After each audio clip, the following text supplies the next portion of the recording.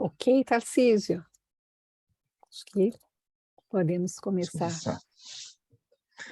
Bom, boa tarde a todas as pessoas presentes. Nosso evento 10 anos da Lei de Cotas, perigos e desafios de uma revisão.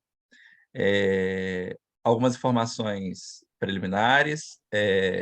Por política do Instituto, gostaríamos que mantivessem as câmeras ligadas para que nosso evento seja de bastante convivialidade e mantendo os áudios desligados durante a apresentação, mas utilizando o chat para lançamento de eventuais questões. Nós, antecipadamente,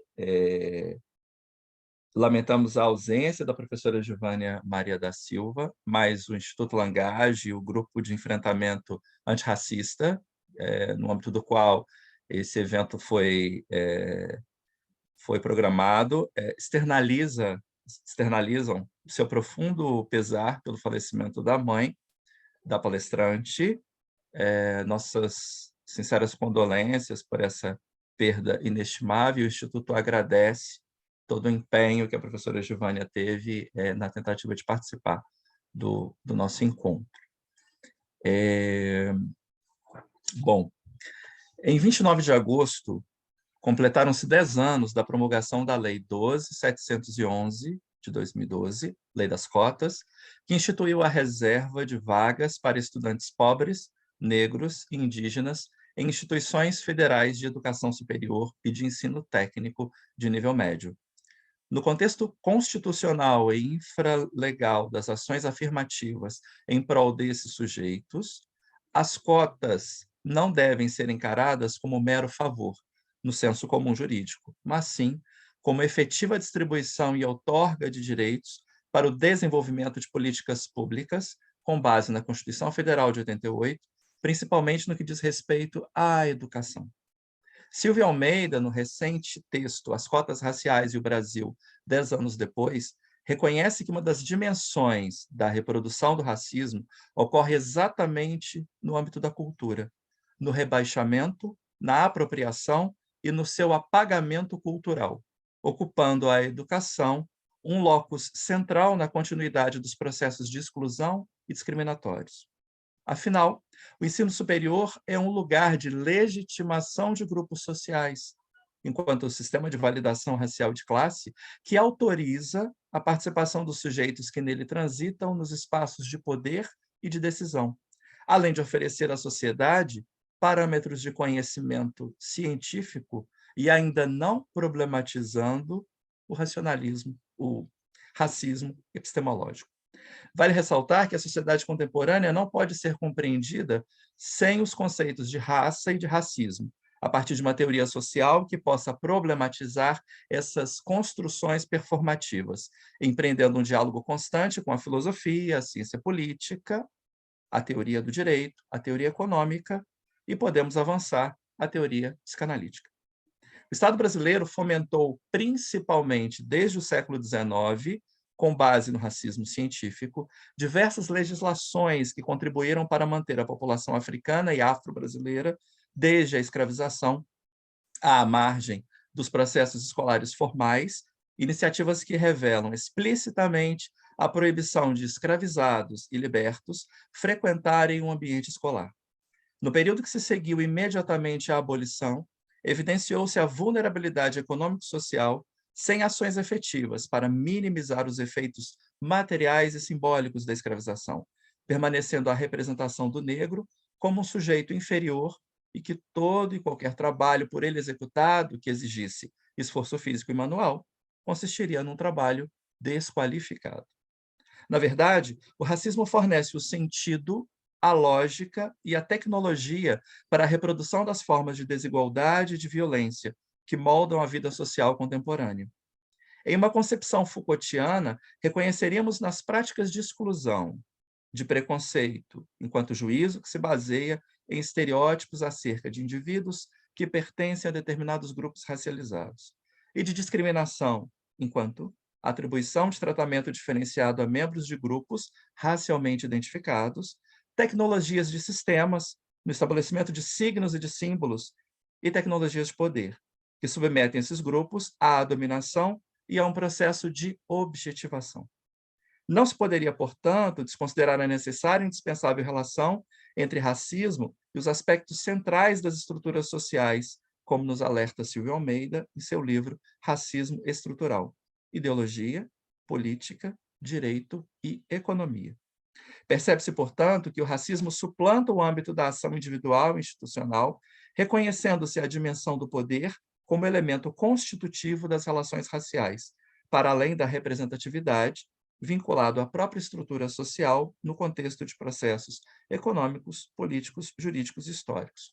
O racismo, enquanto produção social de base discursiva e ideológica, produz, sim, subjetividades e repercute nas relações intersubjetivas, contexto no qual as condições de existência material da comunidade preta produzem sofrimento psicológico e naturalização da submissão pela violência que precisam ser desvelados.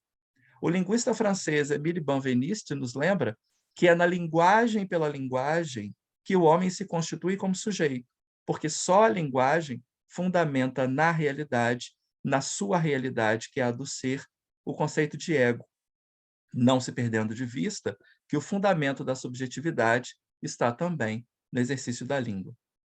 A proposta desse encontro é apreender as condições de possibilidade na interdisciplinariedade de saberes e de práticas na confluência dos discursos plurais, que destacam o racismo como sendo estrutural e estruturante na sociedade brasileira, como resultado de uma ordem simbólica que nos permite articular a estrutura do inconsciente à linguagem e perceber que o sujeito se insere numa ordem pré-estabelecida em uma estrutura cujos elementos funcionam como significantes e ainda essa que designa a lei que funda uma determinada ordem. Não é possível ignorar que se torna necessária a psicanálise estar atenta aos marcadores sociais de diferença, para superar as leituras conformistas que mascaram a realidade, apostando no narcisismo das pequenas diferenças, que se mostra como uma grande indiferença com a estrutura racista explícita que existe, mesmo que negada, e só assim aprimorar a sua escuta das singularidades. Afinal, o cuidado com a saúde mental deve considerar a dimensão social do sofrimento psíquico no reconhecimento da dimensão estruturante das relações raciais, para além das relações de subalternidade. O dispositivo analítico deve ser um espaço que possibilita a escuta da diferença, de sua revaloração e transvaloração, considerando-se seu caráter pluralista, imanente e ético, sendo um dos caminhos que possibilita o ressurgimento de novos referenciais de subjetivação para a população preta.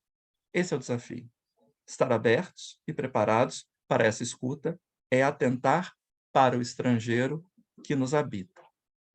Convido o professor Luiz Carlos Silva Faria Júnior, o professor advogado da área de empresas de direitos humanos e pro bono do escritório Tosini Freire, advogados, doutorado em andamento em Teoria do Estado e Direito Constitucional pela Pontifícia Universidade Católica do Rio de Janeiro, PUC-Rio, mestre em Direito pelo Programa de Pós-Graduação em Direito e Inovação da Universidade Federal de Juiz de Fora, integrante do grupo de pesquisa Direito em Português, grupo de pesquisa em estudos ladino-americanos e afrodiaspóricos, membro do Conselho Consultivo da Iniciativa Diversidade Racial e Saúde Global. Possui experiência nas seguintes áreas: empresas de direitos humanos, direito internacional público, direito internacional dos direitos humanos, governança global em direitos humanos, direito e questão racial.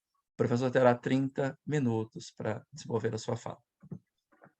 Muito obrigado, Tarcísio. Agradeço a você e a todos os integrantes do Instituto. É um grande prazer poder estar aqui para conversar um pouco com vocês, trocar um pouco sobre esse tema que é tão importante, tão fundamental para todos nós, negros e não negros, brasileiros. Após a sua fala, que trouxe tantos elementos, tantos aportes teóricos distintos, é até um pouco complicado falar. E para um público tão dotado de um conhecimento da psicanálise, que é um campo que eu particularmente entendo muito pouco, vai ser um grande prazer da gente trocar um pouco. Primeiro eu queria me apresentar, para além da grande apresentação que o Tarcísio fez de mim. Eu sempre parto de uma frase da Lélia Gonzalez, que é um grande referencial teórico meu e um referencial de vida, em que ela diz: negro tem que ter nome e sobrenome, porque se não tiver, os brancos arranjam um apelido ao gosto deles. E então, para mim, é muito importante que a gente se apresente para além dos títulos, para além dos nossos diplomas, da nossa capacidade profissional e etc. Então, deixa eu me apresentar a vocês para que a gente se conheça. Meu nome é Luiz Carlos, eu sou um homem negro, bissexual. Hoje estou como advogado, né? Sou formado em Direito, sou professor, pesquisador, advogado. Hoje resido em São Paulo e tenho uma jornada aí longa, extensa de pesquisa e de militância relacionada ao movimento negro e à questão do combate ao racismo e à discriminação. Se o meu som tiver um pouquinho de problema, porque eu estou aqui no prédio, o porteiro está fazendo uma limpeza lá embaixo com uma pistola d'água, que o som está vindo aqui em cima. Então, se estiver atrapalhando, vocês me falem, por favor, tá? Podem me interromper. Mas retomando, então eu tenho uma trajetória aí um pouco longa, para além da minha existência, para além da minha experiência enquanto um homem negro na sociedade brasileira, uma experiência aí tanto de pesquisa, de estudo, quanto de militância no campo do combate ao racismo e à discriminação. Então, vai ser um prazer retomar muito dessa trajetória, desse percurso, para a gente poder começar, para a gente poder conversar. E para começar, eu gosto sempre de estabelecer, antes de começar qualquer tipo de conversa, qualquer tipo de debate, estabelecer os pressupostos a partir dos quais eu construo a minha fala. E como a gente vai discutir cotas raciais e a lei de cotas, os 10 anos da lei de cotas, eu acho importante estabelecer, aqui eu tracei 4 pressupostos fundamentais que baseiam a minha fala com relação às cotas. O primeiro pressuposto fundamental é que as cotas, elas são uma conquista histórica do movimento negro. Eu acho que isso é o primeiro ponto que a gente tem que ter como princípio. Elas não surgem a partir de uma iluminação jurídica, legislativa, que autoriza o Estado brasileiro a realizar ações afirmativas. Ele é um processo histórico que se constrói a partir da luta e das demandas dos processos de reivindicação do movimento negro, junto da instância institucional, das instâncias institucionais, sejam elas instâncias federais, estaduais, municipais e as próprias instâncias deliberativas das instituições de ensino públicas, E elas não são uma benesse, elas não são uma concessão, mas sim uma reivindicação que se converte em um direito. Então, esse é o primeiro pressuposto. O segundo pressuposto é que as cotas elas são uma conquista com impacto no paradigma civilizacional brasileiro. E aqui eu acho que está um grande ponto-chave para a gente conseguir entender a importância das cotas para o Brasil, para nós enquanto país, para nós enquanto Estado. As cotas são uma conquista civilizacional. Por quê? Porque a presença de pessoas negras em determinados espaços de poder, a presença de pessoas negras em espaços reconhecidos como espaços de poder, tem um poder de transformar a longo prazo a dinâmica de reconhecimento de pessoas e de corpos negros enquanto sujeitos. Essa dinâmica de reconhecimento vem sendo historicamente negada a sujeitos, a homens e mulheres negras que são inseridos forçosamente na sociedade brasileira como objetos, como sujeitos escravizados, né? Como negros escravizados. Então, o processo de reconhecer esses sujeitos, essas pessoas negras enquanto sujeitos, é uma resposta à lógica histórica objetificadora de corpos e de sujeitos e de pessoas negras. Então, é algo muito importante para a gente conseguir compreender o potencial que a política de cotas tem na sociedade brasileira. Um terceiro ponto é que as cotas, um terceiro pressuposto, é que as cotas não são uma alternativa permanente, não são uma política permanente. Pelo contrário, né? A precariedade da política de cotas é característica inerente à própria política.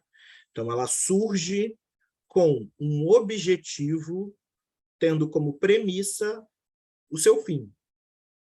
Então, a lei que instituiu a política de cotas em 2012 estabelece um prazo de revisão de 10 anos exatamente por entender que a política não deve ser permanente. Ela deve ser temporária. Agora, quanto tempo ela durará depende dos processos de transformação que serão gerados a partir dela e em articulação com ela.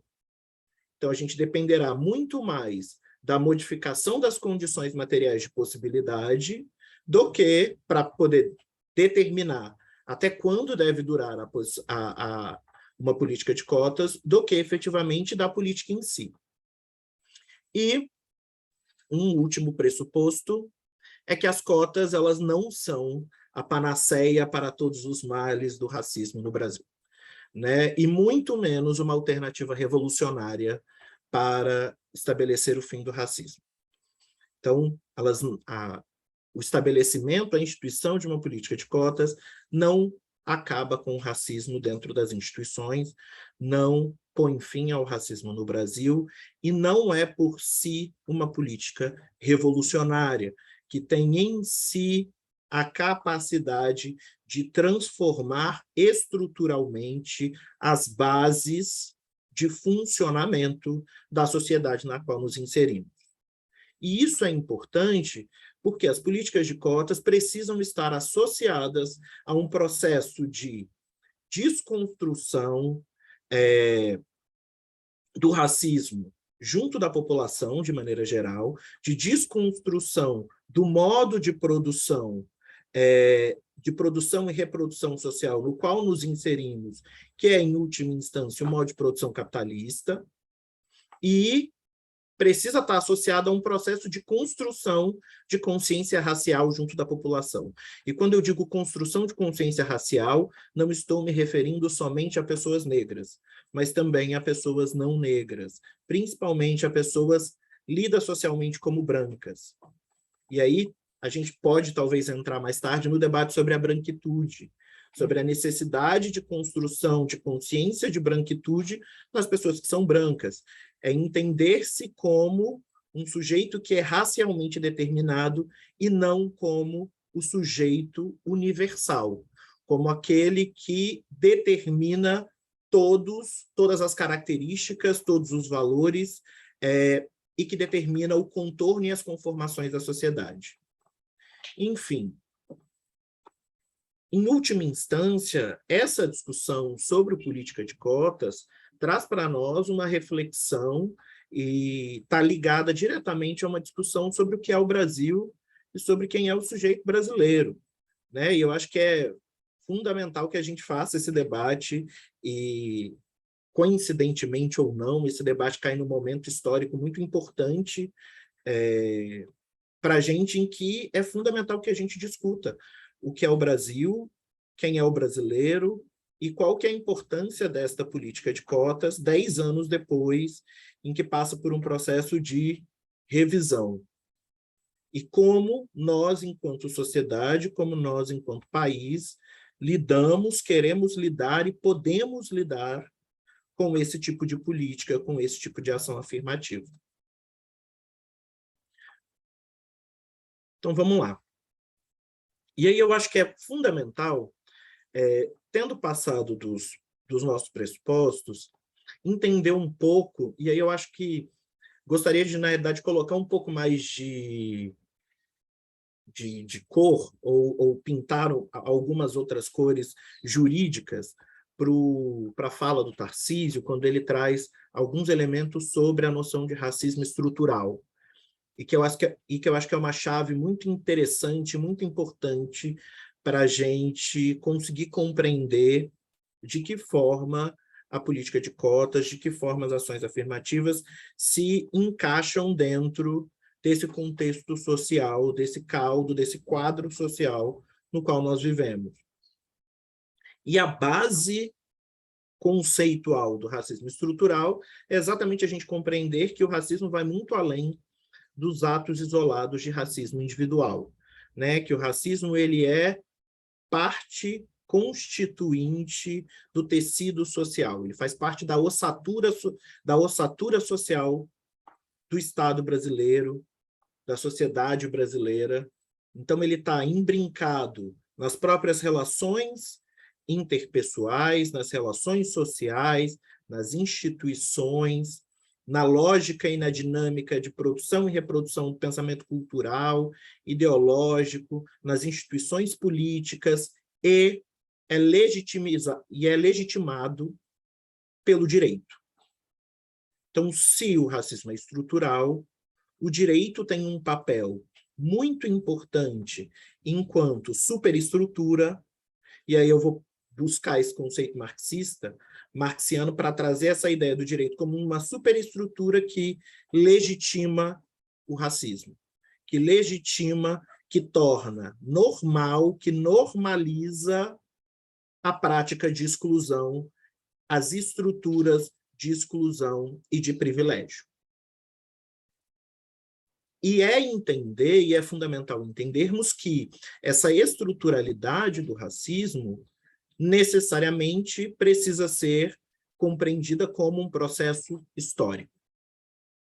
E aí eu não vou voltar até 1500, porque senão eu vou estourar definitivamente o meu tempo.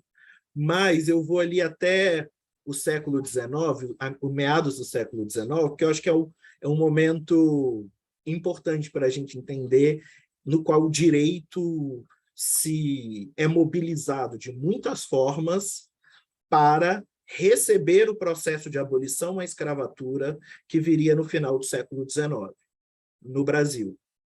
E isso começa lá com a Lei número 1, em 1837, que Tarcísio trouxe por alto, que é a legislação que proibia escravos e negros livres de frequentar escolas públicas.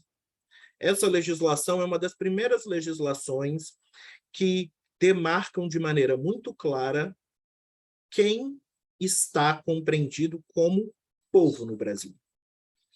Porque, basicamente, a lei está dizendo que escolas públicas, ou seja, um regime público que é feito para o povo, para aqueles que são compreendidos como cidadãos, é negado a pessoas negras escravizadas e livres.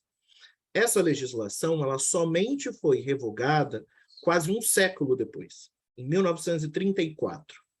Então, a gente teve a abolição da escravatura em 1888, e por mais de 30 anos, na realidade, quase 50 anos, a gente teve uma situação em que pessoas negras eram livres no Brasil e não podiam estudar em escolas criadas e financiadas pelo Estado para atender a população. Então, mesmo com a Lei Áurea, mesmo com a dita abolição, pessoas negras não eram vistas como sujeitos, parte do povo brasileiro. Não eram compreendidas enquanto cidadãos. E aí a gente anda um pouquinho para frente. A gente vai para a Lei número 601 de 1850, que é a nossa famosa Lei de Terras. E o que diz a Lei de Terras? A Lei de Terras, basicamente, colocou fim à dinâmica de apropriação de terras por meio do trabalho. Ou seja, põe fim a um regime de apropriação de terras por meio da posse, né? Estabelece e institui o regime da propriedade. Qual que é o objetivo principal da Lei de Terras? Impedir que negros livres se apropriem de terras através do trabalho. Basicamente isso. Além disso, e a Lei de Terras ela foi tão perversa porque ela estabelece essa máxima ao mesmo tempo em que ela prevê subsídios para a entrada de colonos estrangeiros no país para ocupar terras. Então, a Lei de Terras ela funciona como um sistema que afasta da população negra, à época, o principal ativo emancipador ou principal ativo econômico que permite a sobrevivência, que é a terra. Ou seja, isola pessoas negras do acesso à terra. E a gente anda um pouquinho mais e vai para a consolidação das leis civis de 1858, que era o nosso Código Civil à época. E a consolidação das leis civis de 1858 vai dizer que escravos são propriedade, negros escravizados são propriedade assemelhada a bens semoventes. Semoventes são, para o nosso direito civil aí, bois, vacas, são animais que são tidos como propriedade aí. Então, para a consolidação das leis civis de 1858, pessoas escravizadas tinham o mesmo regime jurídico de gado. Com a exceção,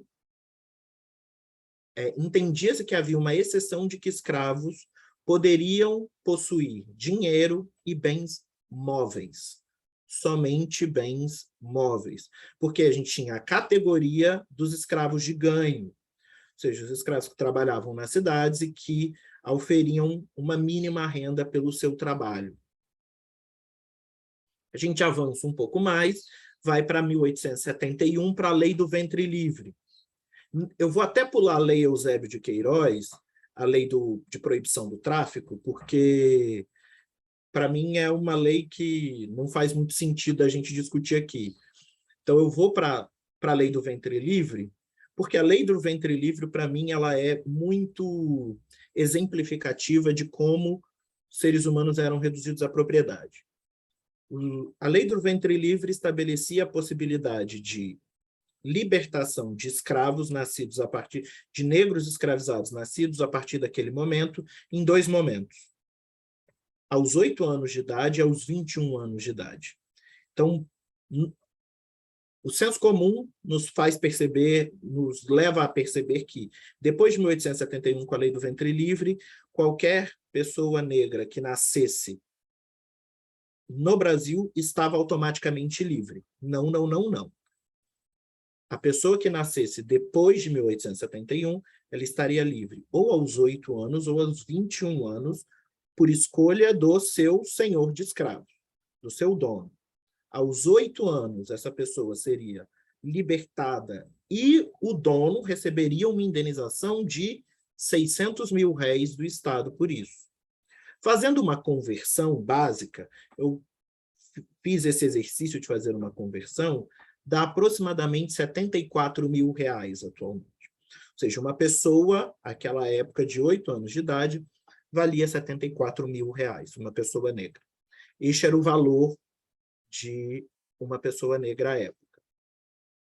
Ou aos 21 anos, pois considerava-se que o trabalho seria explorado até os 21 anos de idade, e aos 21 anos, aquele senhor de escravos, aquele proprietário, iria dar a liberdade sem nenhuma indenização, sem receber nenhuma indenização. Percebam que, de 1871 a 1888, tem 17 anos. Não teve nem tempo das pessoas que nasceram após 1871 serem libertadas aos 21 anos pela lei do ventre livre. Então, entendam como é uma lei que não atingiu uma parcela muito pequena da população negra escravizada.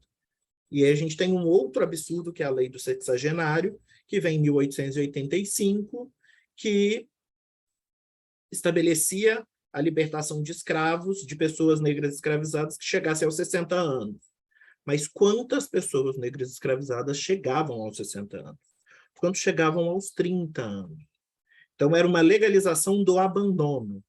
Quando a pessoa escravizada parava de trabalhar, porque ela não tinha mais condições físicas para tal, o Estado foi lá e autorizou que essa pessoa fosse abandonada à própria sorte, idosa. E aí a gente vai para a Lei Áurea, que não prevê qualquer tipo de reparação, indenização ou qualquer tipo de programa de acolhimento ou de apoio para a população negra que havia sido historicamente escravizada e que estava sendo liberta. O que o Estado faz? Estabelece uma regulamentação, um tratamento penal para essa população. Então, se estabelece, em 1890, a Lei dos Vadios e Capoeiras, que criminaliza a vadiagem e a prática de capoeira no Brasil. Ou seja, aqueles homens e aquelas mulheres que haviam sido historicamente escravizados são libertos, colocados à margem da sociedade, e o Estado, vendo essa situação, criminaliza a vadiagem, o ato de estar sem trabalho na sociedade, com o objetivo de prender aquelas pessoas negras e submetê-las ao trabalho forçado nas prisões. Então, é uma reformulação da lógica de trabalho que passa da escravidão para o trabalho forçado nas prisões. E aí a gente vai para 1968, com a Lei do Boi, que foi a primeira lei de cotas no Brasil. E que foi uma lei de cotas que não foi dedicada aos negros, ou direcionada às pessoas negras, mas sim aos filhos dos donos de terras que teriam reserva de vagas para escolas técnicas e universidades públicas em cursos ligados ao campo do agro. Então, cursos de veterinária, agronomia, isso em 1968. Como uma política da ditadura militar de incentivo ao agro. E aí, depois disso, a gente chega no conjunto de legislações que vem junto com a Constituição de 1988. Então, a gente tem a Constituição de 88, a Lei KO em 89, Lei 7716, a Lei 10.639 de 2003, que reforma a LDB, estabelece a obrigatoriedade do ensino de história e cultura afro-brasileiras e afro-indígenas, indígenas. Aí vem a Lei 12.288 de 2010, que é o Estatuto da Igualdade Racial, e a Lei 2.711, que é a Lei de Cotas. Então, aí a gente, a partir de 88, tem a construção de um quadro normativo que passa a identificar o racismo como crime e como algo a ser combatido e desconstruído na sociedade brasileira. Então, desconstruído e combatido individualmente, mas também estruturalmente, principalmente a partir do Estatuto da Igualdade Racial. E aí a gente chega, basicamente, na discussão materialmente sobre a lei de cotas, né? Que é uma lei que surge após a consolidação do entendimento da constitucionalidade da política de cotas, que havia sido debatida, discutida no Supremo Tribunal Federal através da DPF 186, quando esse tema ganhou uma notoriedade, ganhou o noticiário nacional e... Professor Luiz, com licença, 5 minutos. Tá ok. E, basicamente, transforma em uma política de caráter geral aquilo que havia sido apontado, endereçado, confirmado pelo Supremo Tribunal Federal como uma prática válida, como uma prática como uma prática a ser incentivada pelo Estado. E nesses 10 anos, logrou por modificar o cenário das universidades, do ensino superior no Brasil. Então, a gente tinha aí um cenário, segundo uma pesquisa da Andifes e do IBGE, em 2003, a gente tinha um cenário de 59% das pessoas que estavam nas universidades de ensino superior se identificavam como brancos e 34% se identificavam como negros, pretos e pardos. Em 2014, 2 anos depois da lei de cotas, esse número vai para 45,7% como brancos e 47,6% como pretos e pardos. Em 2018, o número de pretos e pardos chega a 51%, entre 50% e 51%. E esses são os dados que a gente tem até agora. Então, ainda estamos no ensino superior abaixo do que a média nacional indica, mas o cenário nas universidades já foi modificado. Mas é preciso ir além. É preciso associar a política de cotas a uma política de garantia de permanência.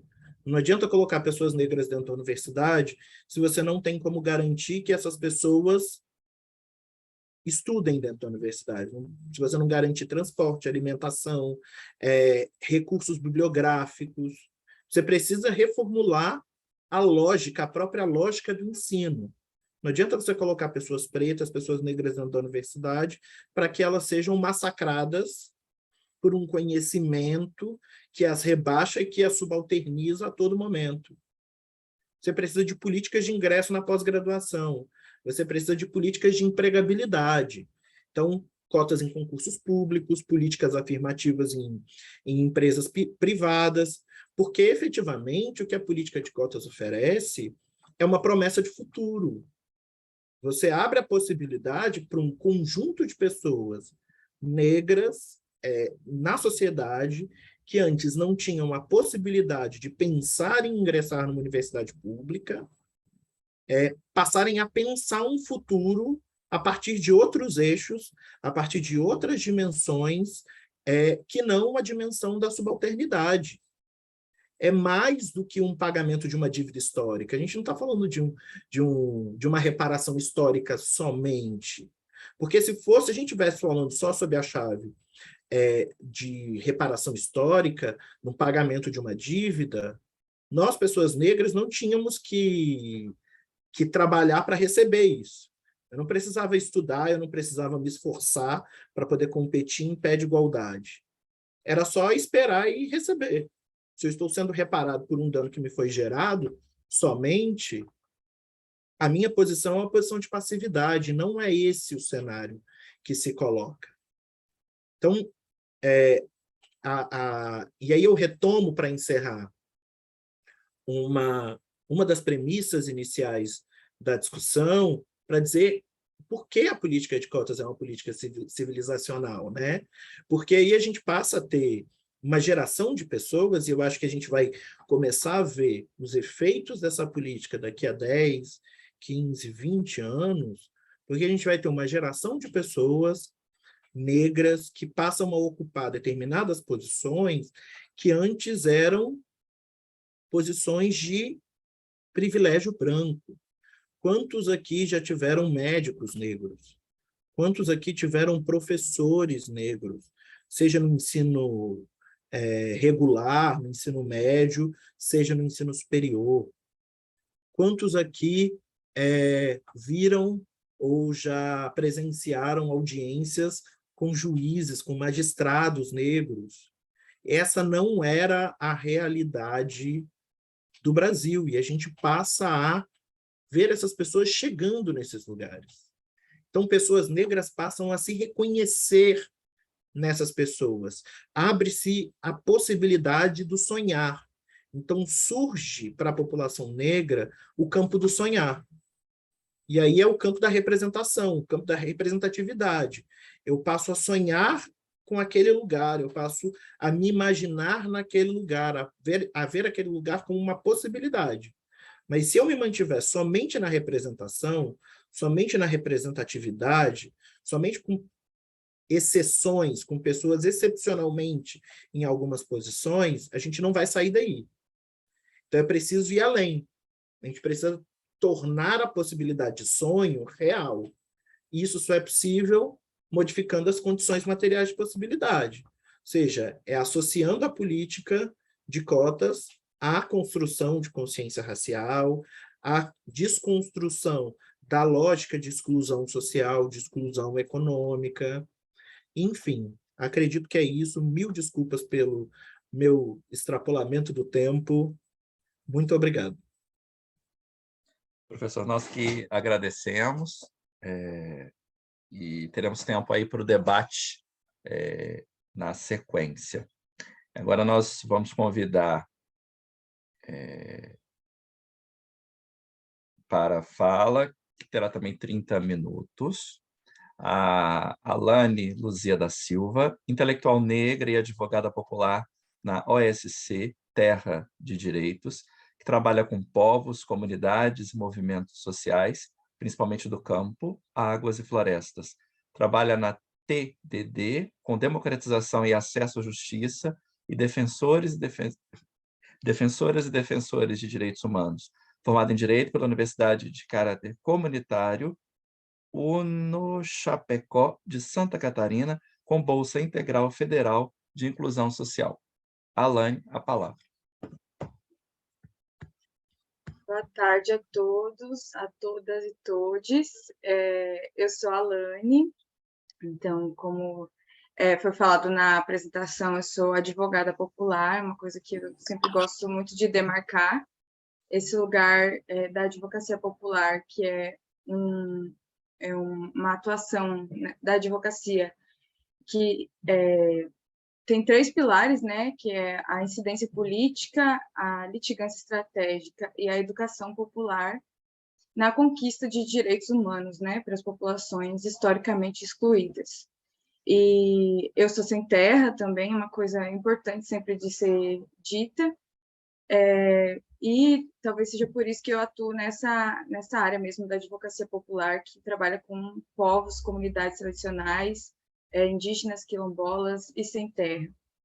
Mas eu atuo mais especificamente mesmo na temática da discussão de defensoras e defensores de direitos humanos, né, que são as lutadoras e lutadores do povo que sofrem muitas violações no dia a dia pela sua luta na conquista de direitos humanos. Eu fui convidada para falar aqui, muito especificamente pela minha trajetória também com as ações afirmativas, né? E eu queria falar inicialmente que eu penso assim da importância de a gente falar das nossas histórias, das nossas trajetórias, né? E como é importante resgatar as nossas histórias também como um espaço gerador de conhecimento válido, né? Porque a gente aprendeu ao longo do tempo também por todas essas coisas que o Luiz Carlos trouxe, né? De contextualização do processo de colonização, a gente teve as populações negras tiveram suas histórias, né, apagadas. Eu acho que talvez esse seja o dano, o maior dano, né, da colonização, a impossibilidade de a gente se reencontrar com as nossas histórias, né? Agora, talvez, hoje em dia, a gente tem buscado muito mais esses resgates, mas isso é talvez o maior crime que a gente passou, essa desconexão com as nossas histórias, que foi também a forma de nos enfraquecer, para que a gente não tivesse como resistir, né? Embora lutando muito por isso. Então, as mulheres negras, né, intelectuais negras, por isso eu também gosto de me chamar intelectual negra, porque não necessariamente precisamos estar nesse espaço da academia, estar ocupando a universidade ou esses lugares, né, no dia a dia, para a gente ser produtora de conhecimento intelectual. Então, as intelectuais negras, elas produziram essa discussão muito importante de que o conhecimento europeu sempre falou da abstração, né? E sempre colocou o conhecimento válido, aquele conhecimento abstrato que está preso dentro da cabeça, né? E que os nossos corpos não seriam produtores de conhecimento. E as intelectuais negras, elas subvertem essa ideia para dizer que né, os sentidos, né, as experiências também são fontes válidas de conhecimento. Tá, isso para iniciar, para falar do porquê, falar da minha história, para falar de cotas e de ações afirmativas, porque eu acredito que a minha história, ela, ao mesmo tempo que mostra a importância das ações afirmativas para a conquista de cidadania, ela também mostra o quanto ainda é insuficiente em muitos aspectos, porque a gente não pode ficar preso, né, nas exceções e esquecer o que ainda é a regra, né? Então, eu nasci em 1996, no ano do massacre de Eldorado dos Carajás, alguns meses depois, inclusive, do massacre de Eldorado dos Carajás. E, então, dentro de um período histórico onde os movimentos de luta pela terra estavam pressionando muito o governo da época, né? Inclusive obrigaram o governo da época a construir um ministério extraordinário para tratar da temática da luta pela terra, né? Então, na data em que eu nasci, meu pai estava acampado, que era o termo que a gente utilizava, acampado pelo MST, né? A minha mãe se retirou da ocupação na época em que eu nasci, passou algum tempo na casa da minha avó e depois a gente retornou. Então, foi nesse período, né, em 99, foi que a gente conquistou a terra, e foi, acredito também, em razão dessa mobilização que existiu nos anos anteriores, né, motivado pelo aquele massacre, né, que teve toda uma repercussão internacional. E quando a gente vai viver no assentamento, não existe nenhuma estrutura, né? Nenhuma estrutura. Eu penso muito sobre o campo hoje em dia, porque quando eu cheguei no espaço da universidade, tinha muito essa discussão de raça.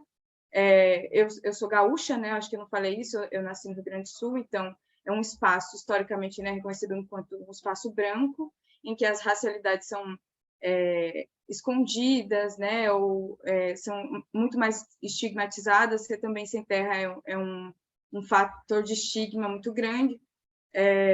E quando eu chego na universidade, eu tenho contato com as discussões raciais.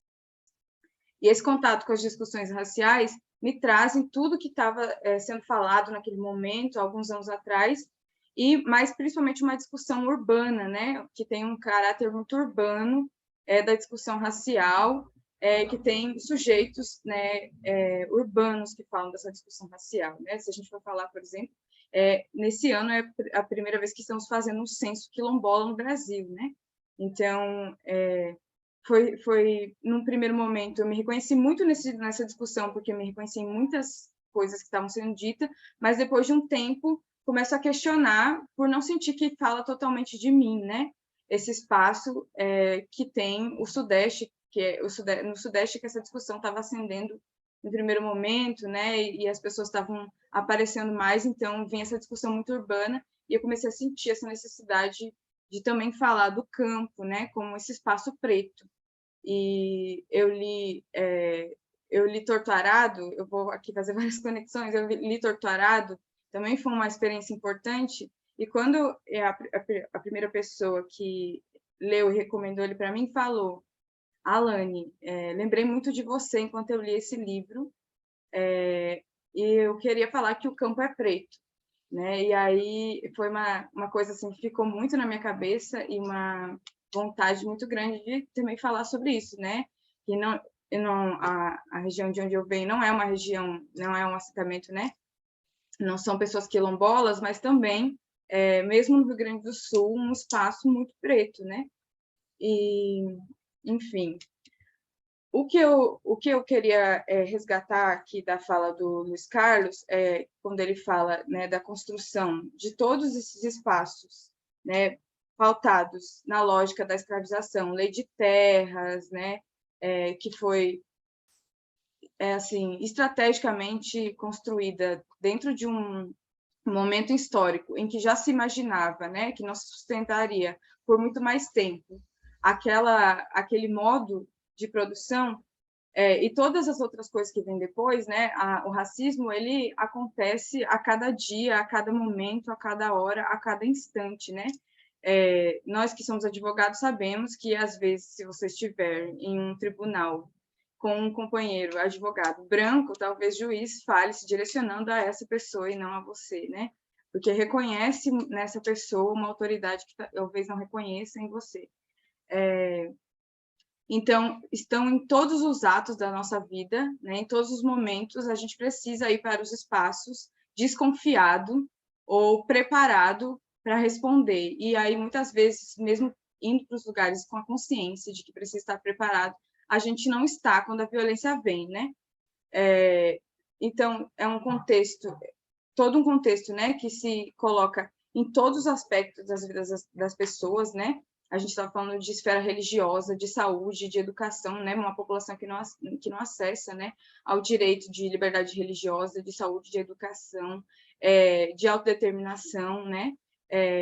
De afeto mesmo, de ser visto nos espaços e admirado como grandes intelectuais, grandes artistas, né? Então, é todo um processo histórico que constitui todas as identidades que fazem parte dessa sociedade, né? As identidades negras e as identidades não negras. Então, quando a gente está falando de população branca, a gente está falando de uma população que tem naturalizado o seu espaço, tem como natural, né, o seu espaço de poder, né? E não questiona o seu espaço de poder e se sente ameaçada quando outras pessoas acessam esse espaço de poder para elas considerados o seu lugar de naturalidade, né? E aí, quando as pessoas pretas acessam esses espaços de poder e elas se sentem questionadas, surgem reações as mais diversas, né? De ódio, enfim, de exclusão, que a gente está vendo aí o quanto o contexto atual, né, tem demonstrado que o caráter da violência ele está sendo modificado, né? A gente viveu por muito tempo sob o mito da democracia racial, né, que fazia com que cada um se conformasse com o seu lugar, as pessoas brancas naturalizando o seu lugar de poder e as pessoas pretas também achando natural o seu lugar, né, de subordinação. Obviamente aqui a gente não está falando de todas as pessoas, mas e aí o movimento negro historicamente lutando rompe com esse mito da democracia racial, né? Porque o movimento negro rompeu com esse mito da democracia racial e não volta mais atrás, né? E aí são todas as formas que o racismo tem de se reorganizar, né? Porque se acabou o processo de escravização oficial e aí faz uma lei para prender vadios e capoeiras, isso é uma reorganização do racismo, né? Isso é uma reorganização da colonização de acordo com as dinâmicas, né, de resistência que foram colocadas. Então, hoje em dia, com o rompimento que a gente faz com o mito da democracia racial, a gente vive um processo de reorganização das estruturas, né? E aí, eu acredito que a gente está em pleno processo de reorganização dessas estruturas, e aí a gente tem fenômenos, né, de ódio muito diferenciados, né, porque aí não tem mais uma conformação com aquela ideia dos lugares naturais. Então, existe, né, a resistência do processo, né, de transformação e as resistências que ele enfrenta. E, então, a gente precisa agora saber onde a gente vai parar com esse processo, né? A gente sabe que o racismo não vai acabar, né? Que vai continuar, que ele vai se reorganizar e vai se reestruturar. Então, eu queria falar sobre isso porque eu quero falar sobre os estigmas das ações afirmativas, né? Porque aí que está essa raiva tão grande que existe da lei de cotas, né? Essa raiva tão grande que existe do Bolsa Família, essa raiva tão grande que existe do MST, das políticas de reforma agrária, né? Porque elas questionam uns lugares, né? Quando eu cheguei no espaço da universidade e eu sofri muitos ataques por ser sem terra, eu sentia muita necessidade de explicar para as pessoas por que a gente precisava lutar pela terra, né? Qual que é o histórico do Brasil, né? E por que a gente precisa lutar pela terra, né? E aí a gente viu nos últimos anos, nas eleições anteriores, que havia todo um discurso de ódio, né? De ódio de classe, de ódio de raça, em relação às ações afirmativas, e que hoje, né, são utilizadas como discurso de campanha. Por quê? Não porque tem efetividade, né? Porque a gente sabe que existe um desmonte em toda a política estatal, de todas as instituições públicas da atualidade, existe um desmonte, né? Desinvestimento, falta de execução, né? Dos orçamentos, cortes em todos esses espaços. Mas se reclama a criação, né, de Auxílio Brasil e várias... Por quê? Porque são espécies de desmonte de ações consolidadas, né? Porque as ações afirmativas, elas vêm sempre na construção de cidadania, né? E existe uma diferença entre as ações afirmativas que foram criadas historicamente para gerir cidadania e dar autonomia para as pessoas, do que ações pontuais, né? Pontuais e que desmontam outras ações. Porque o que o programa Bolsa Família vivenciou nos últimos anos foi um processo de desmonte, né? Aí ganha outro nome e daqui a pouco não existe mais. Enfim, mas voltando no espaço da história, da minha história, então, eu cresci no assentamento, até os 14 anos eu vivi no assentamento. A gente foi assentado em uma região, na região das Missões, no estado, em uma região especificamente onde existiam muitas fazendas. Para vocês terem uma noção, é uma cidade de, eu acho que mais ou menos uns 10 mil habitantes, e tinham 3 assentamentos do MST nessa cidade, né? Porque realmente teve muitos conflitos naquela região, porque tem um latifúndio ali consolidado. E não tinha muita oportunidade de estudos nessa região.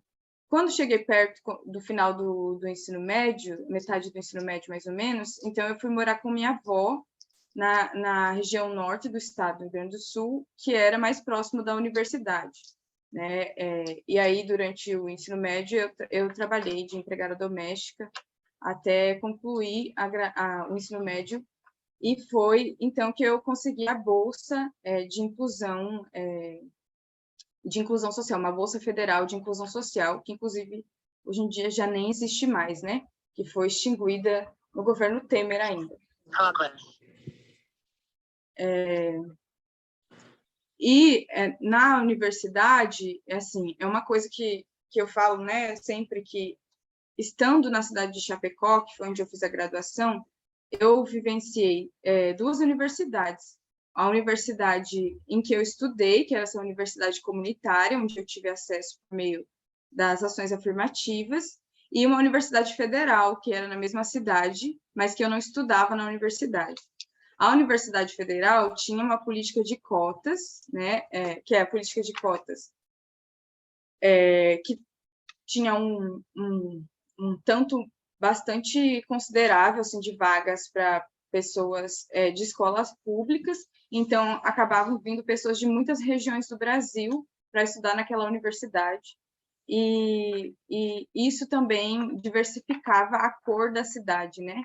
A cor, a fala, o modo de pensar, né? As ocupações que vieram depois, assim, muitas coisas de discussões que chegaram nas escolas da região é porque também tinham alunos com cores e caras diferentes estudando naquela universidade, estagiando em escolas, né? Isso é um processo assim quase palpável, né? E foi esse o espaço, né? Porque o espaço onde eu estudei, eu tinha essa bolsa, mas era um espaço majoritariamente branco de classe média. Então era um espaço onde eu estudava, mas que era muito difícil permanecer e fazer muito contato com as pessoas. Então eu fazia muito esse processo de estar no espaço da Universidade Federal, onde eu encontrava, né, discussões as mais diversas. Aí também a razão pela qual eu gosto muito de falar que a universidade, embora existe uma Alane e outra Alane depois da universidade, uma de antes e uma de depois, né? Mas não foi a universidade exclusivamente que me deu isso, né? A universidade me deu um pouco, né? Me deu a graduação, me deu acesso a várias discussões, mas foi os movimentos da cidade, né? O movimento negro que a gente constituiu na cidade, que foram que me deram fala, assim, né? Conhecimento, apoio em vários momentos da minha história naquele espaço. E eu acho assim que tem um legado na minha vida, na vida da minha família, que as ações afirmativas deixaram, né? Então, eu falo da insuficiência porque eu falo do espaço de não ter estudado numa universidade federal, né? E eu falo também das pessoas que estão na Universidade Federal, que eu pude ver isso muito de perto, não poderem ter acesso a auxílios ou auxílios extremamente baixos, né? Terem que trabalhar por muito tempo e, assim, ter uma precariedade muito grande, né, no processo de ensino, né? Às vezes, você vai ter uma disputa de uma bolsa na universidade, mas um aluno negro precisa estudar, precisa trabalhar o dia inteiro e estudar à noite, né? E a gente está falando de uma lógica de outros alunos que estão ali, que às vezes moram com os pais ou não precisam trabalhar. Isso já vai estabelecendo, né, no micro, as diferenciações. A gente vivenciou isso muito de perto lá na universidade. Então, as políticas, né, de permanência, elas são essenciais, né? Nesse momento que a gente está rediscutindo a lei de cotas, a gente fala de continuidade da lei de cotas, da importância dela, das transformações sociais que ela construiu, né? A cara da universidade mudou, né? A cara da cidade onde eu estava mudou, né? As escolas, a forma como a juventude que ainda estava nas escolas já estava falando e pensando criticamente, se colocando, se posicionando, mudou muito, né? Se a gente está falando hoje, provavelmente, sobre racismo, também é por causa da chegada das pessoas negras na universidade, que potencializou esse debate e fez ele chegar mais longe, né? E fez com que as universidades reconhecidas nacionalmente falassem sobre isso também. Se a gente está conquistando muito, enfrentando muitas conquistas, pessoas, a mídia, né? Obviamente, a gente tem várias críticas na forma como a mídia coloca as questões raciais e a ideia de representatividade, mas a mídia só coloca porque se vê obrigada a colocar, e coloca da forma que lhe interessa, mas porque se vê obrigada a colocar porque esse grupo de pessoas chegou na universidade. E então, a insuficiência dessa política, né, a necessidade de manutenção das pessoas nesse espaço, né, de garantir a permanência das pessoas nesses espaços, porque também não é pouco o número de pessoas que precisam desistir da universidade ou trancar para poder estudar ou para poder voltar para suas casas, porque não tem condições de se manter na cidade onde está estudando, né? Porque também tem isso que é muito bom, eu acho uma coisa muito boa da dinâmica da Universidade Federal, é que a gente vê caras novos nos espaços, né? Que vêm de outros estados, enfim. Mas, falando ainda da política de reforma agrária, então, no período que eu estava ainda morando no assentamento, eu não sei se eu estou indo e vindo, mas, enfim, são várias questões, assim, eu sempre falo que eu sou filha das ações afirmativas, né? Porque quando a gente estava no assentamento, além, né, da política de reforma agrária, a gente também teve o acesso aos programas de fortalecimento, né, da agricultura familiar, ao programa Bolsa Família, inclusive meu acesso a essa bolsa federal se deu, nesse período eu não estava mais recebendo, eu recebi quando era mais novinha, criança, morava com meus pais, mas foi por causa do número de NIS, né, que é do cadastro único que as famílias de baixa renda têm. Então, era tinha alguns critérios, e um dos critérios era esse. Então, enfim, e aí eu me formo, e quando a gente tem um lugar, a gente sabe de onde a gente vem, a gente sabe para onde a gente vai também. Então, uma coisa que eu tinha certeza era com o que eu queria trabalhar, né? Eu queria trabalhar com os movimentos sociais do campo, com as políticas sociais. Então, naquele momento que eu me formei, minha intenção primeira era ir para o MST, né? Mas nem tudo sai como a gente planeja, então eu acabei entrando na Terra de Direitos, mas estou muito, muito feliz mesmo de poder trabalhar com os povos com que eu trabalho, né? E existe uma diferença, né? Quando a gente vai atender uma comunidade e a gente se reconhece também nessa comunidade, né? Eu aprendi que os quilombos se parecem muito com os assentamentos, né? Que as histórias se parecem, né? Que as histórias que se contam na comunidade, a forma que se organiza a casa, né? E eu já fui fazer trabalho, missão em quilombos, e eu identifiquei muito isso. Enfim, são todas as questões de cidadania que as políticas afirmativas deram. E aí existe uma sensação, porque meu pai é analfabeto, né?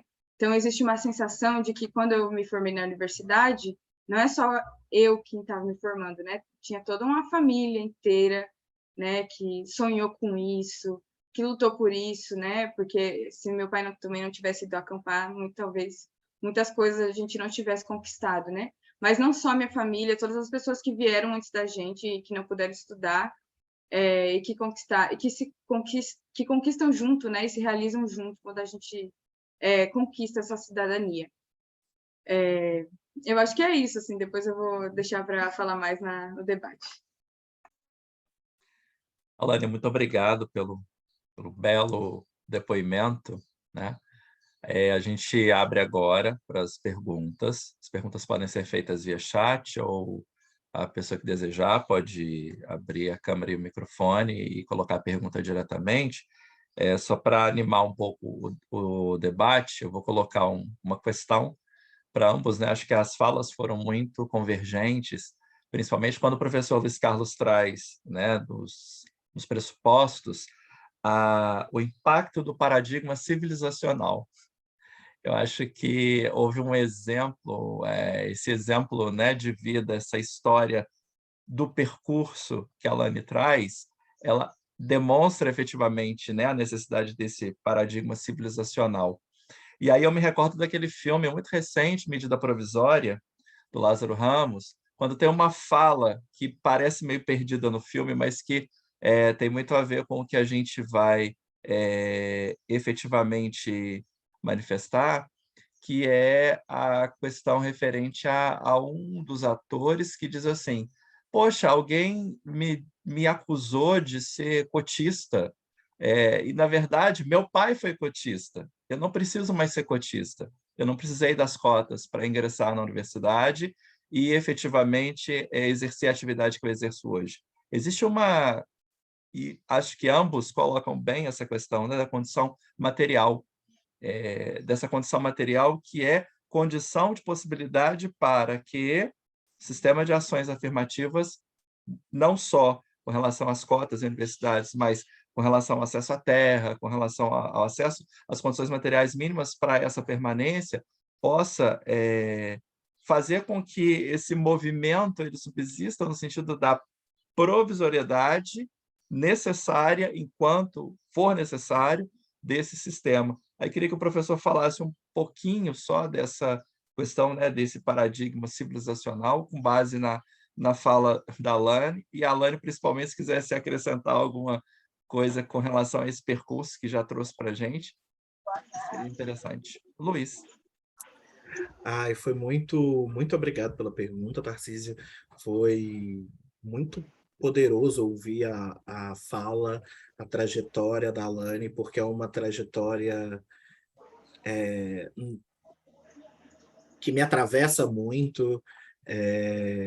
Acho essa é uma experiência que pessoas negras têm muito, de ouvir outras pessoas negras falando, que a gente se encontra muito nas falas uns dos outros, e nas trajetórias uns dos outros. Então, a minha trajetória também, embora eu não tenha uma relação tão próxima com o campo, mas a minha trajetória passa pela advocacia popular. Então, eu trabalhei e militei na advocacia popular por muito tempo na minha vida, atuei para criar um núcleo de assessoria jurídica popular na Universidade Federal de Juiz de Fora, que é o Najup Gabriel Pimenta, e que é muito representativo falar dele, porque o Brasil foi, nessa última semana, condenado pela Corte Interamericana de Direitos Humanos pela impunidade com relação ao assassinato do Gabriel Pimenta, que é um advogado, que era um advogado popular, que foi assassinado no período da ditadura e que é de Juiz de Fora, minha cidade de origem. Então, toda a minha trajetória, a minha construção enquanto advogado, enquanto profissional, enquanto homem negro, se deu na advocacia popular, se deu em contato direto com os movimentos do campo, com MST, com povos e comunidades tradicionais, com assessoria jurídica com esses grupos. Então, ressoa muito para mim a fala da Alane, e a pergunta do Tarcísio traz muito essa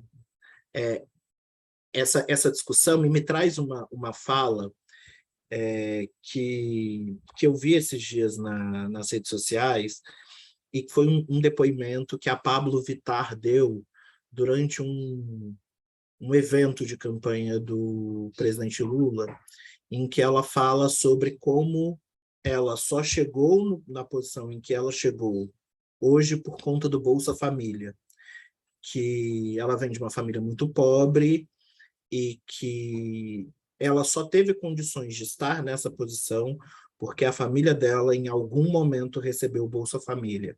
E eu acho que esse é quando eu falo de paradigma civilizacional, é isso.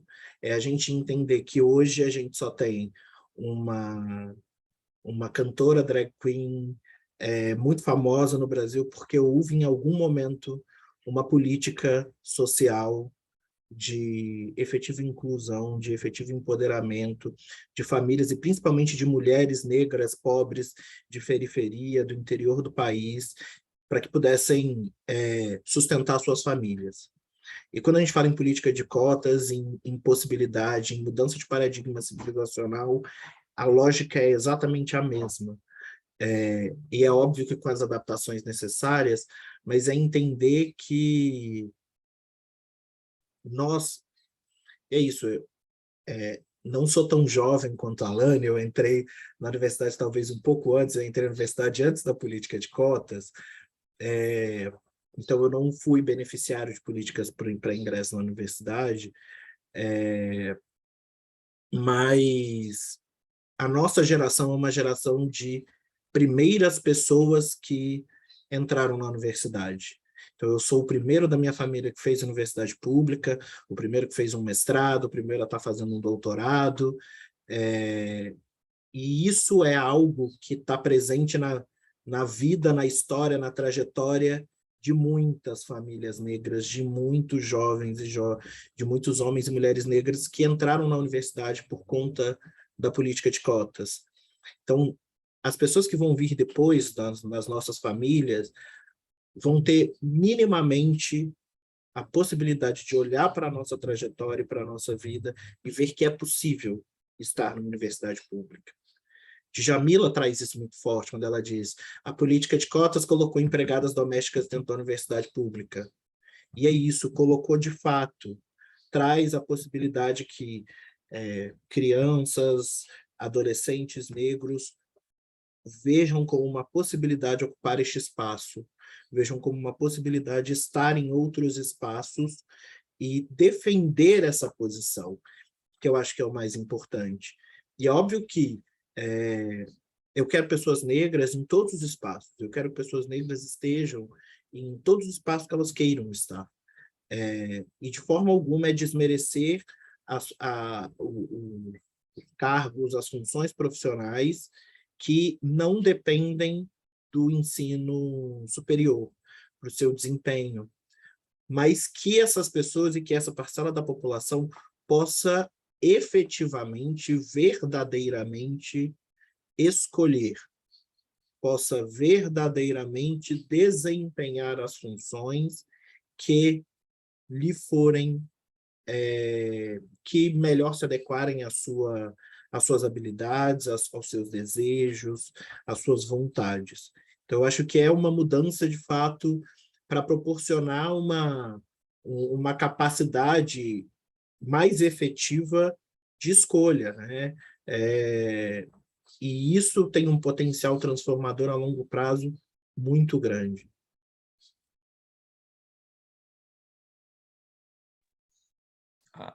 Você poderia repetir para mim de novo? Alane, na verdade... Pergunta? Tá. Alane, na verdade, é pensar, né, em que medida essas ações afirmativas como um todo, elas são condição de possibilidade, ou seja, elas permitem essa inclusão, elas permitem essa representatividade cada vez maior.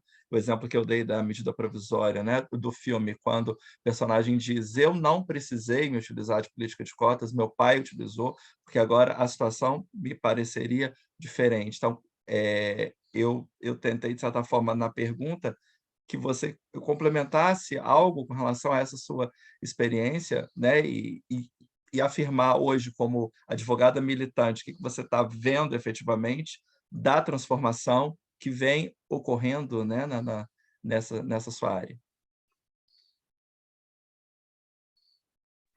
Bom, o Luiz Carlos estava falando de um novo paradigma civilizacional, né? Eu li recentemente um texto que fala de decolonialidade, que ele fala em catástrofe metafísica, né? Que seria o paradigma estabelecido pelo processo de colonização, né? Que foi esse processo que construiu a sociedade brasileira, né? Que não é possível essa sociedade sem esse processo. Eu, inclusive, participei de uma aula em que o professor fazia uma diferenciação entre uma sociedade escravista e uma sociedade com escravos, né?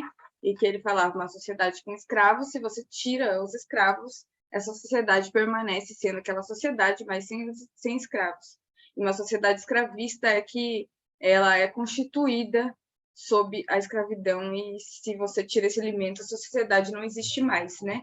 Que é o caso da sociedade brasileira, né? Então, quando a gente está falando de construir, eu acho que é um processo lento, né? Mas é um processo de construção de um novo paradigma, né? Que vem por essa discussão própria da decolonialidade, de para onde a gente vai, né? Porque a gente está nesse caminho, né? Tentando em muitas medidas sobreviver, mas também a gente tem projeto de futuro, né? Projeto de sociedade para debater, né? E é para onde a gente vai, qual que é os nossos objetivos, né? Com a discussão que a gente faz.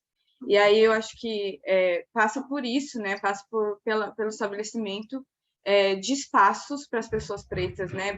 Pelo estabelecimento. A educação é a primeira trincheira, né? Que fala dessa luta, porque a gente precisa ter consciência da nossa história, né? Dos heróis e heroínas que fazem parte da nossa história, né? E que sem a luta que foi estabelecida, a gente não estaria nem perto de onde a gente está hoje.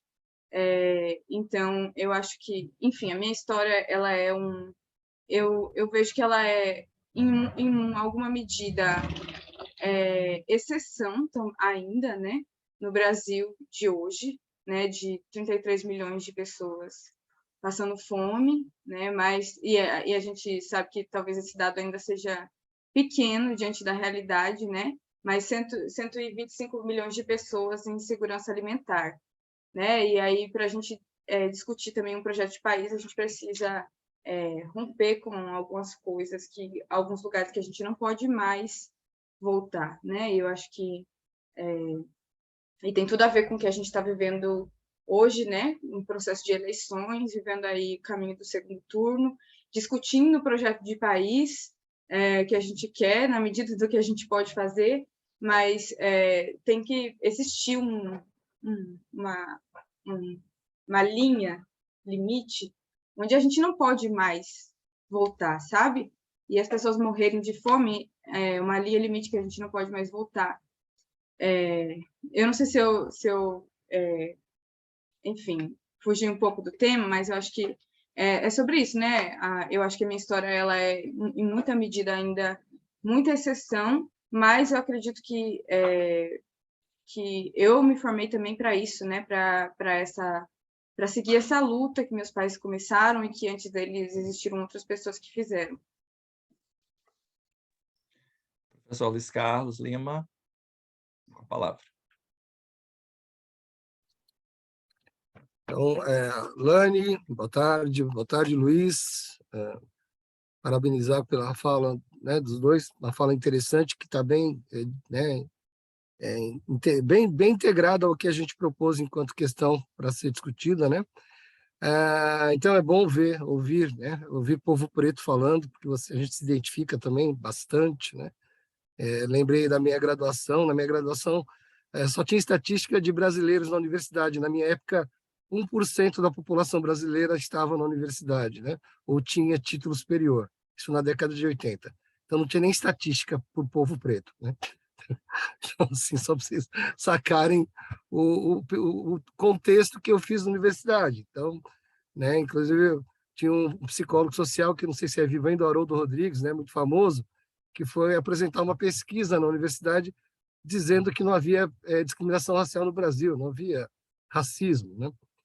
Isso com fundamentos da psicologia social também da época. Então, a atmosfera de negacionismo era absurdo, né, no meu período. Então, mas vamos lá, pegando as questões que vocês colocaram, achei muito interessante, né, a questão que a Lani traz, né, sobre acho que tanto a trajetória dela, né, e ao mesmo tempo ela mostra um caminho, né,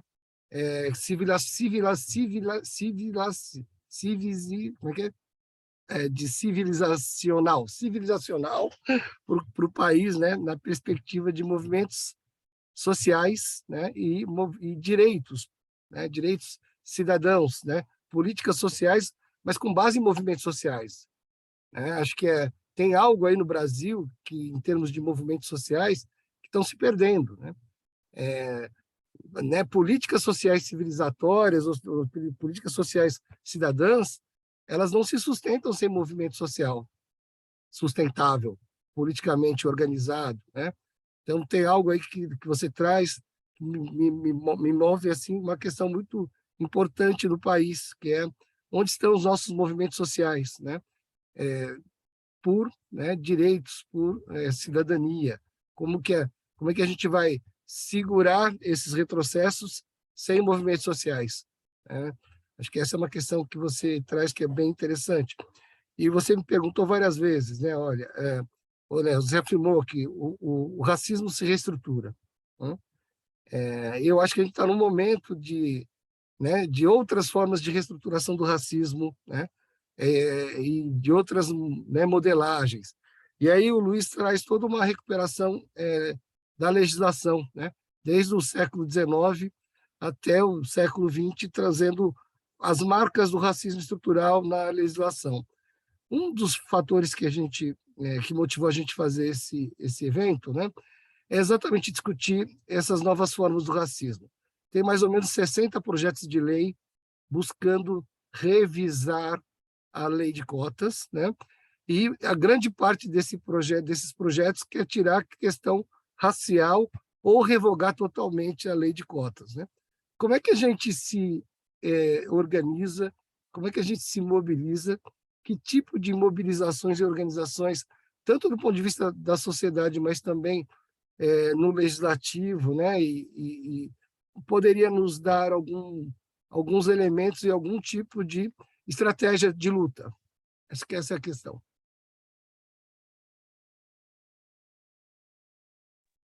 Eu primeiro? Tá. Bom, eu acho que tem uma questão muito importante sobre isso, que é a questão de que a gente vive a atualidade uma luta pela democracia, né? Então, a gente viveu um período de várias conquistas, né? Claro, né? Todas elas com questões e contradições, mas de muitas conquistas. E agora a gente vive um período de retrocesso em que o desafio é viver em uma democracia, né? Eu lembro assim, de um texto do Florestan Fernandes que se chama de um livro dele, chama Poder contra Poder na América Latina. E aí tem um texto que eu acho que é dos anos 80, algo assim, que se chama Fascismo na América Latina. E aí ele faz o estudo do fascismo em alguns países da América Latina. E aí ele fala que o fascismo está nas estruturas institucionais do Estado, inclusive em momentos democráticos, né? E aí a gente avança, a gente radicaliza o processo democrático. Quando a gente radicaliza o processo democrático, que foi o que a gente vivenciou com a chegada de tantas pessoas pretas na universidade, aí o fascismo se radicaliza também, né? E precisa derrubar a democracia para recuar aqueles avanços históricos que a gente vivencia, né? Obviamente de uma forma bem resumida e bem enxuta do que o texto fala, né? E aí eu acredito que é muito o que a gente está vendo, né? Hoje em dia eu vejo que a própria Sueli Carneiro, ela fez aquela fala dela no podcast do Mano Brown, e ela fala das novas formas do racismo, né? Que agora um entregador chega num lugar e a pessoa lá não quer receber uma entrega de uma pessoa preta, né? E ataca. Então tem essas demonstrações muito violentas, né? Do racismo, e então é a fascistização, né? Da sociedade de uma forma maior por causa, eu acho que para conter o avanço democrático que a gente está vivendo. Só que a receita, né, que não é uma receita, mas a receita sempre foi a mesma, né, de como a gente resiste a esses processos, que é a gente estar cada vez mais perto do povo, né, e das bases. E aí, por isso mesmo eu gosto muito da advocacia popular, de pensar a educação popular, né, que é esse aprender, ensinar e aprender coletivamente com as comunidades, as estratégias de resistência que se constroem nesses espaços, né? Porque se essas pessoas estão vivas aí há tantos anos, né? Desde 1500, segredos de sobrevivência elas têm, tecnologia de sobrevivência elas têm. E eu acredito que é sempre isso, assim, estar cada vez mais perto do povo, porque eu acho que talvez seja esse o grande problema que a gente vivenciou dos movimentos sociais, né? Porque quando a gente vivenciava esse processo de radicalização da democracia, e aí a gente tem uma resistência do fascismo, os movimentos sociais não estavam preparados para isso, né? Eu lembro quando eu era criança, também pelos governos que existiam na época, quando eu era assim bem pequena, como que era diferente a vivência de MST do que é atualmente, né? Claro, hoje em dia o MST não consegue nem fazer mais ocupação, né? Tem ameaça aí de lei antiterrorismo, que fica óbvio pelas discussões que estão sendo feitas no Congresso Nacional quem é o endereço, né, dessa lei. Mas quando era criança já vivenciava essa situação, assim, existia uma estigmatização do MST que era, assim, não sei, talvez menos de 10% da sociedade, a população que via no MST o seu propósito, né, de transformação social, para além desse estigma, né, sempre de terrorismo e essas denominações diversas que foram dadas. Então, mas os movimentos sociais...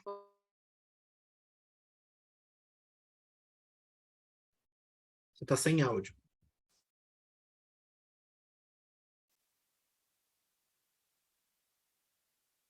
Não, você está mutada mesmo. Não vi. Então, os movimentos sociais não estavam preparados, né, para o que aconteceu, né, para toda essa transformação muito rápida que teve. Então, perderam um pouco assim da tradição, né, de luta que tinham nas ocupações, em diversos espaços. E a gente precisa resgatar isso, sabe? Se distanciar um pouco da institucionalidade, eu acho, e se aproximar mais do povo, assim, sabe? Dos espaços de construção coletiva do povo. Eu acho que esse é o caminho, assim, não consigo ver outro. Você tirou as palavras da minha boca. Eu acho que dá para pedir uma licença assim, para relacionar muito a pergunta do Luiz, do meu xará, aí, com a pergunta da Luciana, que está aqui no chat, que dialoga muito, né, com essa questão da radicalização, da reestruturação do racismo e o nosso contexto atual, o nosso contexto político atual. E eu acho que a Lani trouxe de maneira muito objetiva, muito direta, uma resposta muito direta, assim, de fato que a resposta é a mesma que a gente sempre teve, né? Para sair disso, a gente precisa estar mobilizado, a gente precisa estar fazendo política e se descolar dessa ideia de que fazer política é política institucional. Fazer política é construção de poder popular, basicamente isso. É estar junto da população, estar junto do povo, é estar produzindo produção e reprodução de um novo modelo de sociedade, porque se a gente não pensar e questionar o modelo de sociedade que a gente tem e entender que este modelo de sociedade tem uma série de problemas, tem uma série de inconsistências e de insuficiências, e não propormos um novo modelo de sociedade, a gente está afadado a esses ciclos de avanço e retrocesso, e ouso dizer que a gente vai sofrer mais retrocessos do que avanços na realidade. Então, a gente urgentemente precisa pensar em novos modelos de sociedade, um modelo de sociedade que seja capaz de atender às demandas, às necessidades do povo, que seja capaz de ser pautado pelas necessidades do povo.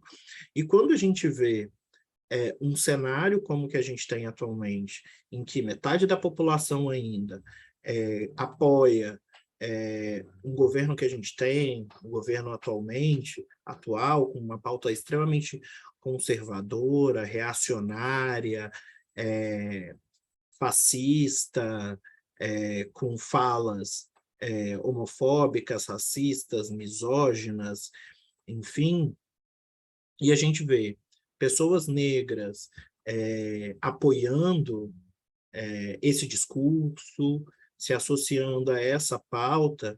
Eu acho que o Malcolm X tem uma fala que para mim é muito interessante, muito exemplificativa, que é uma fala em que ele traz uma reflexão sobre auto-ódio. E como nós, pessoas negras, somos ensinados a odiar pessoas negras, somos ensinados a odiar as características, odiar a nossa construção histórica, ensinados a repudiar, a nos afastar de tudo aquilo que nos identifica enquanto povo preto, enquanto parte preta constitutiva da nação brasileira e do Estado brasileiro. E eu acho que tem muito a ver com isso. Eu, particularmente, sou uma pessoa que acredito muito na democracia, não esse modelo democrático liberal necessariamente que a gente vive, que é episódico, em que as pessoas só se mobilizam, ou que o Estado deseja que as pessoas só se mobilizem democraticamente de 2 em 2 anos, mas acredito muito na ideia da democracia enquanto um ideal constantemente de participação e de construção da estrutura do Estado e do povo ocupando os espaços de participação e de representação. E eu acho que acho um pouco polêmico o que eu falo, mas eu sempre gosto de dizer é que eu não tenho nenhum problema com pessoas negras serem de direita. Eu tenho tudo bem uma pessoa negra ser de direita. Tranquilamente, isso faz parte do processo democrático, pessoas pensarem diferente, pessoas terem projeto de nação diferente. O meu problema é quando uma pessoa negra, ela se torna uma pessoa conservadora ou reacionária em contraposição à sua própria existência, como uma manifestação de ódio à sua própria existência. Isso, para mim, é problemático, isso, para mim, é sintomático de como estamos enquanto nação, de como isso do trabalho que precisa ser feito, da mobilização que precisa ser feita.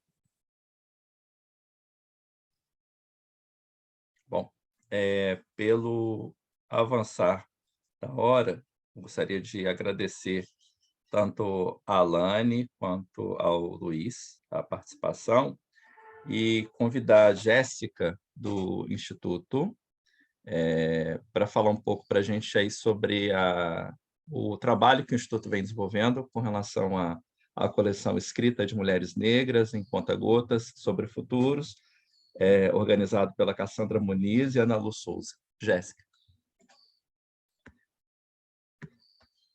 Boa tarde. Só avisar que eu acho que a gente tinha mais uma inscrição de pergunta. E era Mavi, né?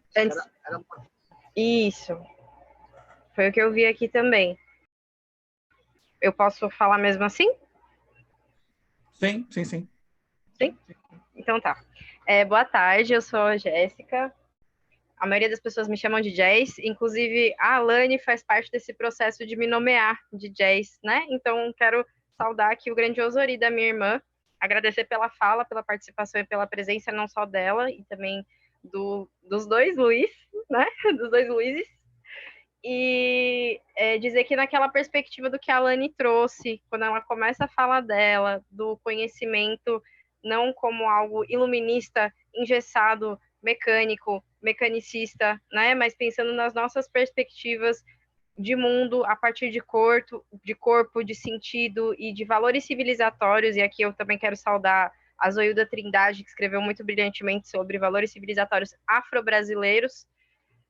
Nós temos a coleção Escritas Pretas Sankofa, o primeiro volume lançado, Escritas de Mulheres Negras em Conta-Gotas sobre futuros, organizado pelas professoras Cassandra Muniz e Ana Lu Silva Souza, duas intelectuais negras maravilhosas que atuam e praticam tudo isso que a gente está falando aqui, nessa perspectiva, inclusive, de Sankofa, de enredamento, de mobilização, de política do dia a dia, do cotidiano, da universidade, mas também entender a universidade não só como esse lugar elitista, mas uma outra universidade, né, com os nossos corpos, com as nossas vozes, com as nossas entonações. E aí, nesse livro, nesse primeiro volume, a gente tem as escritas de Nilma Lino Gomes, Edneia Gonçalves, Gleice, Maria Nazaré, Mota de Lima, Isabelle Sanches. São várias autoras que estão aí enredadas em diversos espaços, no norte, nordeste,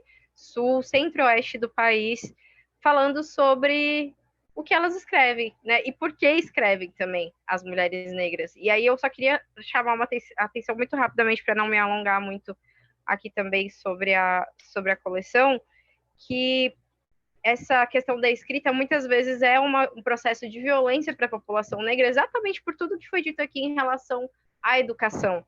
Né? A gente tem a escrita como Glória Anzalduá, que é uma autora, uma intelectual de fronteira mexicana.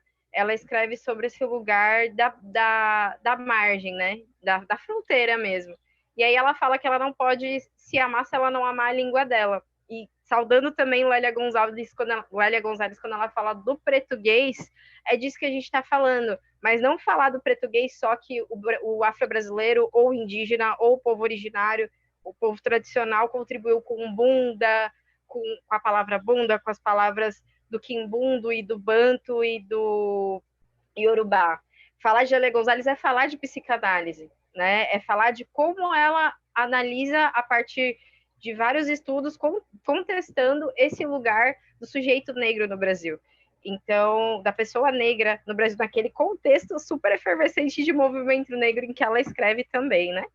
Então, a coleção, o primeiro volume da coleção está disponível para venda no site da Livraria Langage. A gente também tem feito várias postagens no Instagram do Instituto, com recortes, né, formato Reels e divulgação do lançamento que foi online. A gente vai ter aí na nossa programação também alguns lançamentos presenciais, e a gente convida, né, todo mundo a ler, porque o objetivo é exatamente esse, circular.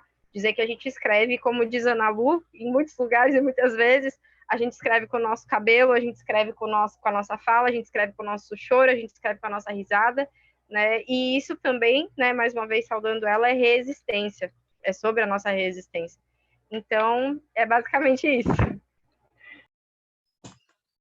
Jéssica, agradecendo aí a sua participação, agradecendo a participação de todos, o interesse de todas e todos pelo evento. É um tema ainda que demanda muita reflexão, e o objetivo foi exatamente startar o evento como grande disparador, porque a gente está no momento em que a gente precisa discutir muito o tema das cotas, da realidade das cotas, desse futuro das cotas e do que a gente efetivamente busca para a construção de uma sociedade mais igualitária e mais inclusiva. Então, gostaria de agradecer o Instituto Langage por ter abraçado essa causa, como Luiz Carlos sempre fala nos nossos encontros, e ter possibilitado esse espaço de uma primeira reflexão para muitas reflexões que irão seguir.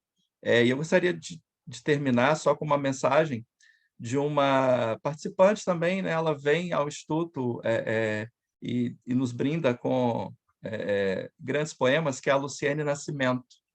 E ela tem um poema que é A Sociedade é a Construção e o Racismo é o Cimento. E no finalzinho desse poema ela diz: educação. Educação rima com coisas muito simples, rima com escolas falando das coisas nossas, mas não só em novembro. Rima com aprender que questão racial é esforço coletivo, que ter medo da polícia não é por acaso, que a propaganda não é inocente, que se a senhora preta não te olha nos olhos para falar com você, doutor, é responsabilidade sua educar seus filhos para respeitar os meus filhos, para que as próximas senhoras pretas não tenham esse peso no olhar. Sociedade é a construção e o racismo é o cimento, componente estrutural, formador fundamental do interior e do acabamento. Tem que haver desconstrução, porque tentar sugar cimento sem romper a estrutura é como pôr atadura em anos de adoecimento. Conserto é planejamento, consciência e postura, análise de conjuntura, vontade e conhecimento. Eu gostaria de agradecer imensamente a participação da Alane Luzia da Silva, do Luiz Carlos Faria, as perguntas aí que foram apresentadas, algumas delas a gente não teve a oportunidade de debater, mas teremos ao longo de outros eventos que o Instituto, de certa forma, promoverá, e eu convido a seguir a página do Instagram do Instituto para conhecerem aí esses novos movimentos de resistência e de reexistência. Agradeço a presença de todas e de todos.